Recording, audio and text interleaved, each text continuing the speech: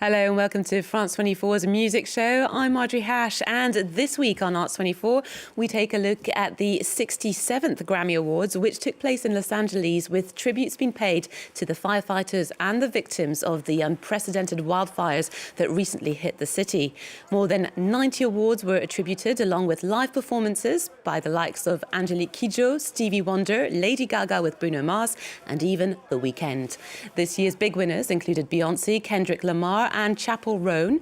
Here to discuss this glamorous music event is French author and music journalist Morgane Giuliani. Thank you so much for being with us. Thank you. Hi. It's a pleasure to have you. Now, first up, let's recap the big wins of this year. Beyoncé made history by becoming the most nominated Grammy Award artist. This year, she won 3 awards for her new album, Cowboy Carter, including the most prestigious album of the year, which means she now holds 35 Grammy Awards. Here's what she had to say. This ain't taxes, ain't no holding. Lay your cards down, down, down, down. No, so park your Lexus, throw your keys up, stick around, round, round, round, round. Stick around. And I'll be damned if I cannot dance with you. Come pour some sugar on me, honey, too. It's a real live boogie and a real live hold down. Oh my God, that I'm able to still do what I love after so many years. Oh my God. Come pour some liquor on me, honey, too. It's a real live boogie and a real live hold down. Don't be a come take it to the floor now. Ooh. And Beyoncé also became the first black woman to be awarded the Country Album of the Year award. Taylor Swift, who's no stranger to straddling the world of pop and country, was on stage to hand her the award. Now, Morgan, you're a Taylor Swift specialist here in France, and you're also a music journalist, with women and music being one of the core themes that you explore. And I was wondering, why do you think it's taken Beyoncé such a long time to gain the Album of the Year? Well, that's the question, actually. And it's been bothering her fans, and also just music fans, for a long time. It was the 5th time that she was nominated for Album of the Year, and it was really a long time coming for her. Mm-hmm. It probably has something to do with a bit of systemic racism in the music industry, for sure. And we remember, for example, Adele, when she won Album of the Year, like nearly 10 years ago. She was very shocked, and she said that if she could just cut it in half and give one of the halves to Beyoncé, she would have done it. Mm-hmm. So it was a long time coming for her, and the fact that she both won Album of the Year and Best Country Album is really, let's hope, a shift in how the music industry perceives the voice of Black women in the industry, and also the place of Black people in country music and country culture as a whole. Mm-hmm. Now, another interesting big win was for LA native Kendrick Lamar, whose ongoing dispute with rapper Drake led to his diss track, Not Like Us. Now, among the trophies, Kendrick Lamar received Record of the Year, Best Rap Song, Best Rap Performance, and Best Music Video. Let's check it out. Beat your ass and hide the Bible if God watching. Sometimes you gotta pop out and show niggas. Certified boogeyman, I'm the one that up to score with him. Walking down whole time, I know he got some hoe in him. Pull on him, extort shit, bully the flow on him. Say Drake, I hear you like I'm young. You better not ever go to Cell Block 1. To any bitch that talk to him and they in love, just make sure you hide your little sister from him. I can't give enough thanks, to these places that I rolled around since high school. And most importantly, the people and the families out in the Palisades and Altadena. This is a true testament that we're going to continue to restore this city. A very positive message there from Kendrick Lamar, despite this being a diss track where he actually makes a lot of accusations which haven't been proved right. We're going to move on to girls who are also very present in this year's nominations. Sabrina Carpenter and Charlie XCX, who've been in the business for over a decade. Now, they finally had some recognition from the Grammys, with them performing hits like Espresso, Please, Please, Please, Von Dutch and Guess. And another notable performance was that of Best New Artist, Chappell Roan. She had a giant pink pony on stage, and here's what she had to say when she received the award. I told myself if I ever won a Grammy and I got to stand up here in front of the most powerful people in music, I would demand that labels and the industry profiting millions of dollars off of artists would offer a livable wage and health care, especially to developing artists.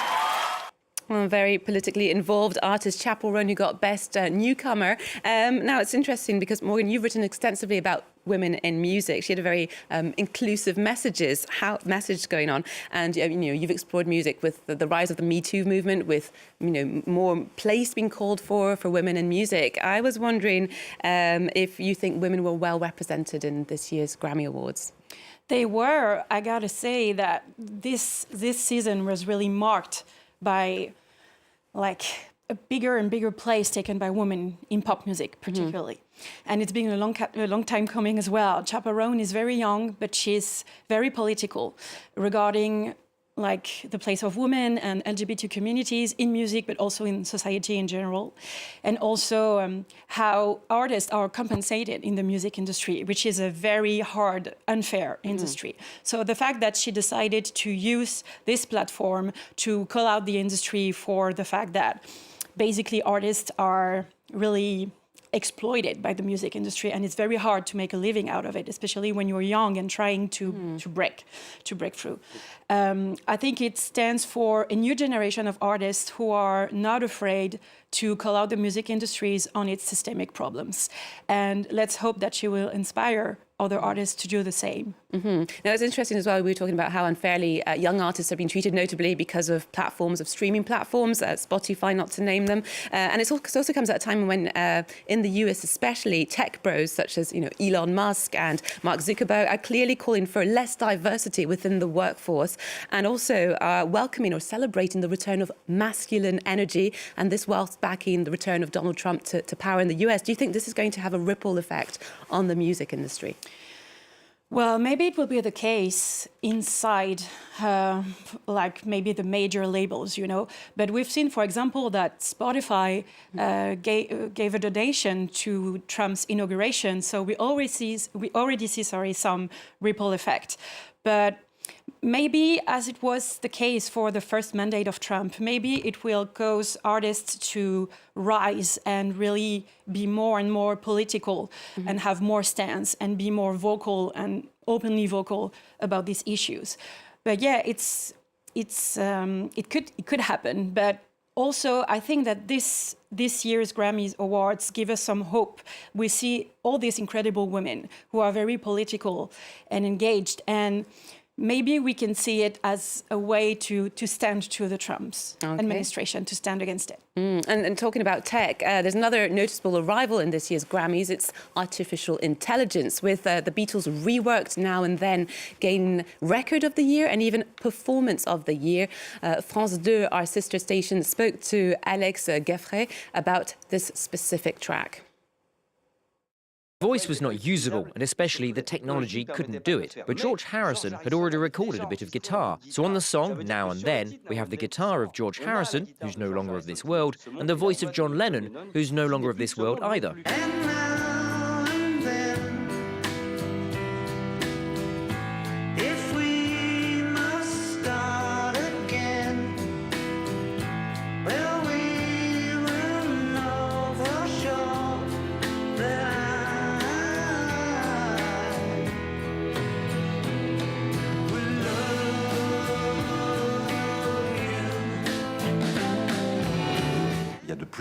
There are more and more tools that allow us to reconstruct pieces of music by copying artists. And soon music might be completely interpreted and designed by AI. So what happens then to the creators, the authors and performers? Morgane, I was wondering, what do you think? Do you think it's fair that artificial intelligence is compared and put on the same level as human songwriters and composers, or should it be in a category of its own? Well, personally, I think it's not fair because I hope that as a human society, we will still think that machines cannot replace humans on the creative level. And we can see that the music industry is getting more and more nervous about it. Like, for example, in Tennessee, just last month, they are the first state in the United States to issue a law about that, which is called the Elvis Act, actually. So in reference to Elvis Presley. And they are very afraid of the misuse of the voices of performers, songwriters, but also professional, executives in the music industry. And we've seen, like, a couple of years ago that a fake song between Drake and The Weeknd went viral online, and it was very credible. Like, you could easily be fooled by it. And I think it's something that we'll see more and more legislation on about.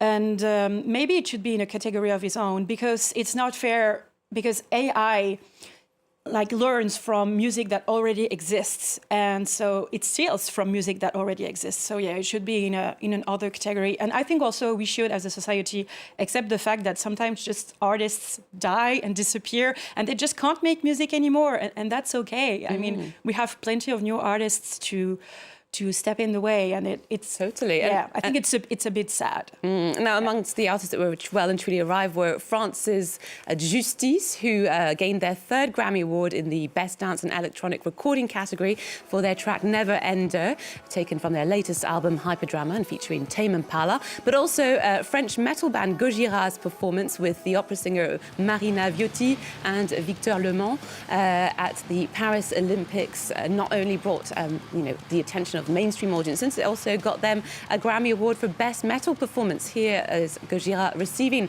their award for the revolutionary track Mea Culpa Aceira. This is a great day for us, obviously. Here it is.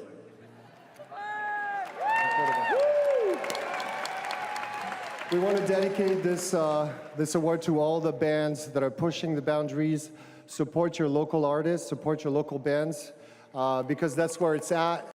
And a special congratulations to France's Justice and Gojira. That's all we have time for on our music show. France 24's latest news bulletin is coming up in just a few seconds. Thank you very much, Morgane Giuliani, for joining us to talk about the Grammy Awards. We're going to play out with the video for Love Me Gégé, which led to Nigerian artist Tems to win the Grammy for Best African Music Performance. Hold me in your arms and your love me alive. I'm on your wave right now. I'm on your wave right now. Yeah. I'm on your vibe now. You got me on your side now. Yeah. I'm on your wave right now.